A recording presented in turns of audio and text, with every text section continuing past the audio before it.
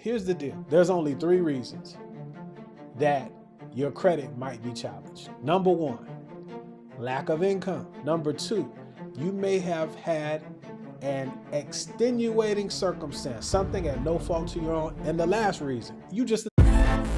Welcome to the home show. Let me explain why these screenshots are important. Because most of you that buy credit repair or are looking to get your credit worked on are on some type of third-party app.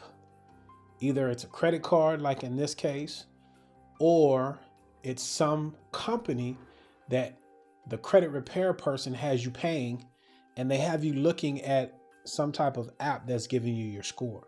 I wanted to show you my scores from these app type environments. And the key thing that I want you to understand or pay attention to is FICO 9 is a scoring model, FICO 8 is a scoring model, and then Vantage Score 3 are the 3 different models that are used in reference to these 3 credit monitoring apps. So as of today, Wells Fargo 840, American Express 841, and then Navy Federal with this Vantage 3 836. Here is what you have to understand about a credit score. Credit scores simply open the door. They start the conversation. Your credit profile and your ability to repay your income is what qualifies you to be able to borrow money. Now, stay with me. The reason I wanted to point out FICO 9, FICO 8, Vantage Score 3, when you look at a mortgage or from a lender that is looking to extend credit for you to buy real estate, and in some cases, automobiles, the 2 largest purchases that you'll probably make, aside from student loans, different model. But they're using the Fair Isaac, the FICO scoring model. And if you notice, for Equifax here, it's Classic version 5. TransUnion is Classic version 4. And Experian is version 2. Okay? So that's the first thing that you need to realize. You have to compare apples to apples, if you will. Let me go back. Okay, so we're at version 9 here for Wells Fargo, version 8 here for Amex, and then this Navy Federal is using a Vantage scoring model. So different scoring models for different types of products. That's all I want you to understand. The second thing I want you to understand is the credit score starts the conversation. Then we're going to look at your profile, the history, the length of time, how you've paid or haven't paid, and then your ability, your income. Do you have the ability to repay? So look at these scores, 840, 841, 836.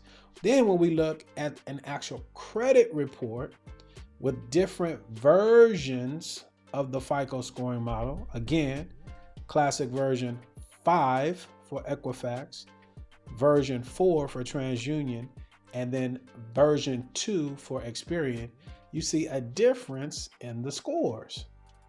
That's what I want to show to you. The point I want to make is there's a difference, okay? Anywhere between, what's the lowest score here? 795? Let's do some basic math. I think 841 was the highest score, minus 795.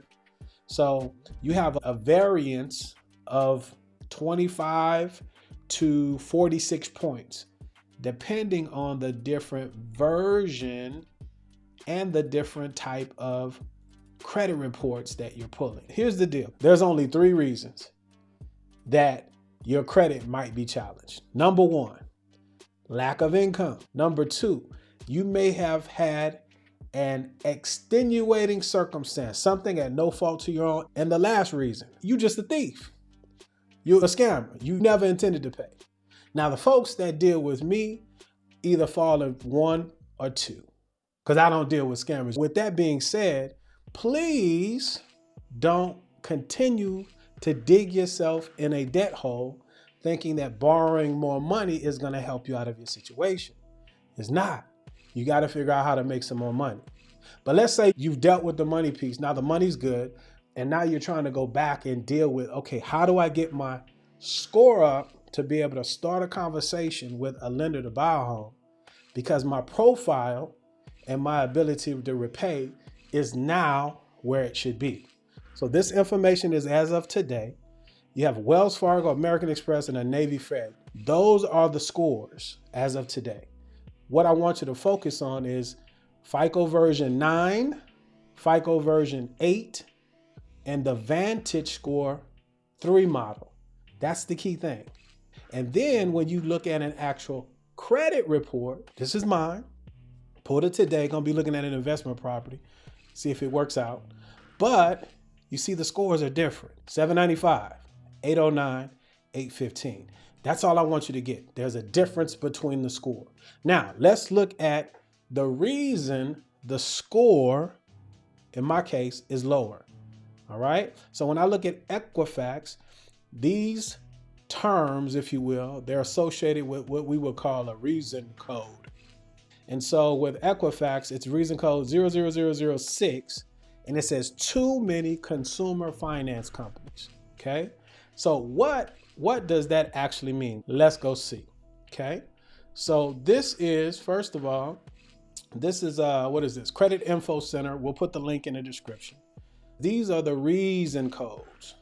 The reason code, right? 006. And as you can see here, it's too many consumer finance company accounts. Well, what does that mean? Best Buy. I can tell you the ones that I have. Best Buy. If you ever go and like buy furniture, right? And they say, hey, if you get this credit card, you can get this 0% interest for a period of time. I never shut the credit line down. I never shut them down because they're revolving lines of credit. But Best Buy, Haverty's, and I think I have an Academy. So I never shut those things down. That's what it means when it says too many consumer finance companies. And there's levels when it comes to that. So here's the deal. If you're somebody and all you have is consumer finance companies and you don't have any tier 1 type credit, like a Wells Fargo, American Express, Citibank, Chase, that could be an issue. That could lower your score. When it comes to those types of issues with your credit, you can correct those things. It also says that there's no recent revolving balances. So that's code 24. And then the last 2 factors, they're not on there because I don't carry any debt. I only have a mortgage. TransUnion, same thing, 2414. Let's look at the reason code 24. So with this, what you could do is you could look at the reason codes. Reason code 24, it says no recent revolving balances. And I want to stop right there because that's really where the rubber meets the road with a lot of you guys, okay? Especially if you're coming from a challenged credit history. Here's the deal. You need to have a revolving line of credit opened up. It could be $100. You don't have to have 15 up. The people with the highest credit scores utilize the revolving lines of credit in this manner. They don't carry balances, first of all. They pay off that balance before interest is accrued on the account, okay? But they keep the balance on the card through the reporting date, and then they pay it off. Now, that could be very complicating for a lot of people because our lives are complicated as it is. This is how I've taught you pay the credit card balance off every week. If you can't pay it off every week, then you don't put the money there because it's just a tool. We're not using it to live on. We're using it for convenience, safety. The people with the highest scores, like mine on the screen, utilize their revolving lines of credit, total and individual, no more than 2 to 9%. Let it report, pay it off before you have to pay interest on it. All you need is one card. You don't need 27 cards, and you don't have to pay anybody to monitor your credit. What I just told you is free. The CFPB, okay, CFPB. This is a credit bureau. This is a government agency. Experian, Equifax, TransUnion, and all of these other companies I'm going to show you here that are tracking your information, they are companies, they're agencies. It's not the credit bureau. Credit bureaus are not government agencies. They're credit companies. Okay? The CFPB, the Consumer Finance Protection Bureau, that's where you want to go. That's where you can advocate for yourself. Okay? Now, the reason I'm showing you this list is because there are a lot of different entities that are interested in your credit. That's why you have to be more interested than they are, right? Let me explain. Now, these are nationwide consumer reporting companies. So when you go and look for that job, there's employment screening companies that are looking at your credit. Tenant screening companies for where you want to rent, trying to prevent you guys from renting. And then if you want to buy, lenders are looking as well, okay? Check and bank account screening, right? Personal property insurance, yeah, your insurance, your auto, your home. That's why some of the insurance in Texas is so doggone high, because a lot of y'all riding around here dirty. I digress. Medical, yeah. Your medical insurance is affected by your credit and your history. Low income and subprime, they love those of us that love to stay in the I'm fixing my credit and I gotta play neighborhood, because you guys are paying for everything. You're paying for the points that I get and everybody else gets that knows the game. The money's coming from you. I'm trying to get you out of that bucket. Supplementary reports, Nexus, Lexus, and all this stuff that they telling you online to lock down. If you guys knew how many people were reporting information, it will blow your mind. It's easier to just do the right thing. When you know better, you do better. Your utilities, some of y'all know this, got the lights in the children's name. They too. Retail, we just mentioned some of those consumer companies, Best Buy, I think I said Haverty's and Academy. Those are the ones that I have. Gaming, okay? There's a lot of places, but you guys could go here and educate yourself for free on how to advocate for yourself and have the wrong information removed. So if you have some collections, I already told you what your revolving lines of credit are, a credit card. You gotta have at least one. You don't utilize it more than 9% of whatever the available credit limit is. You let it report on its reporting date, whatever that balance is, and then you pay it off immediately thereafter. The easiest way to have that done, and it'll just work out, is you pay off that credit card once a week. You never use more. Even if you use the 100% of it, which I don't recommend, because most of you all haven't built that muscle, that discipline to not overspend. Right now, we're trying to get you where you need to be. So I would keep it at the 9%, pay it off once a week, and then all that other stuff you won't have to worry about. But let's say you have some collections, the ones that these folks are telling you that they can get rid of, and you're giving them all your money. Be better suited keeping that money and trying to advocate for yourself via the CFPB and or negotiating if you get to that point, which I don't, if it's old debt, leave it alone unless someone's going to give you a deletion letter, okay? But I digress. What is the statute of limitations on your debt? This is another website. We'll link it, okay? And it goes through the states. It was updated, what is this? Yeah, November of last year. So it's still a pretty good list, but it gives you an overall, right? All of the different states. So written contracts, oral contracts, promissory notes, open-ended accounts. Let's look at Texas. Again, that's the home state. 4 years, throw up the 4, right? 4 years across the board. I'm seeing a lot of repossessions. Here's the deal, guys. Even if you voluntarily give the car back, it's negative. It's a repossession. You did not fulfill the contract that you agreed upon. I get it. You want to try to get that to be a charge off, but even if it's not, okay, there's a way around that if we've established that whatever caused the repossession is behind you, and now we can show that you've reestablished credit. And that typically takes a minimum of 12 months, a year, from the most recent late. Okay? But in Texas, if you've not been sued, if you've been served and you get those papers, go to the courthouse and advocate for yourself. Right? Give all those explanations y'all be giving me. Y'all can tell some stories. Okay? And I mean this respectfully, but I can look at the information and tell you're lying. Okay, but maybe the court will have some mercy on you, but go advocate for yourself, because if not, these folks get a default judgment and you will have to pay. But in most cases, what happens is they lay around, it's like a virus. And whenever you come to apply, sure enough, a bunch of, the cell phone collection pops up and the utility collection pops up and all the medical collections pop up.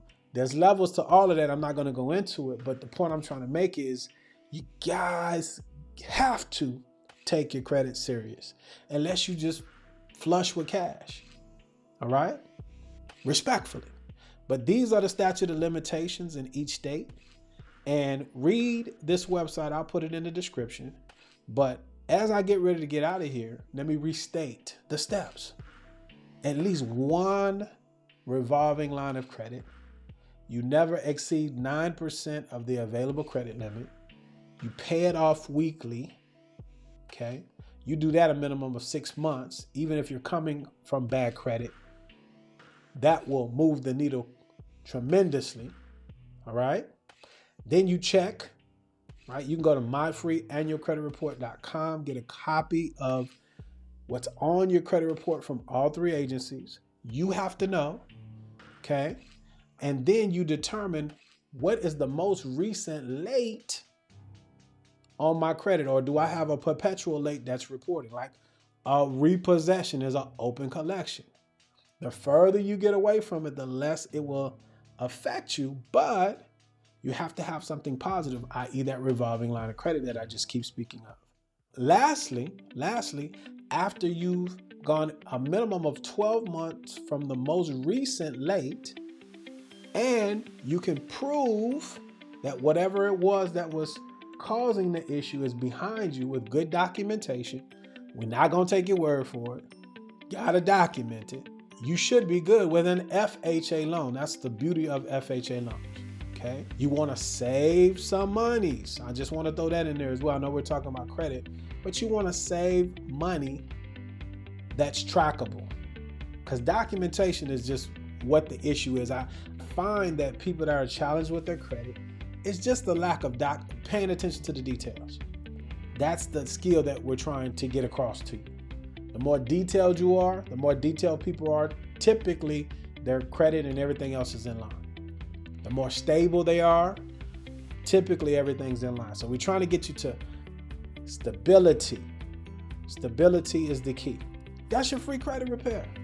I promise you. And you don't have to pay anybody. You can take that money that you're paying these folks that are, in my opinion, misrepresenting what they can do for you, because you can dispute for free on your own. You don't have to pay for it. And then you could take those monies and put together a plan of action. So it's incumbent upon you to take action. It's 2024. For those of you that are serious, man, reach out, schedule a consultation, and let's go to work.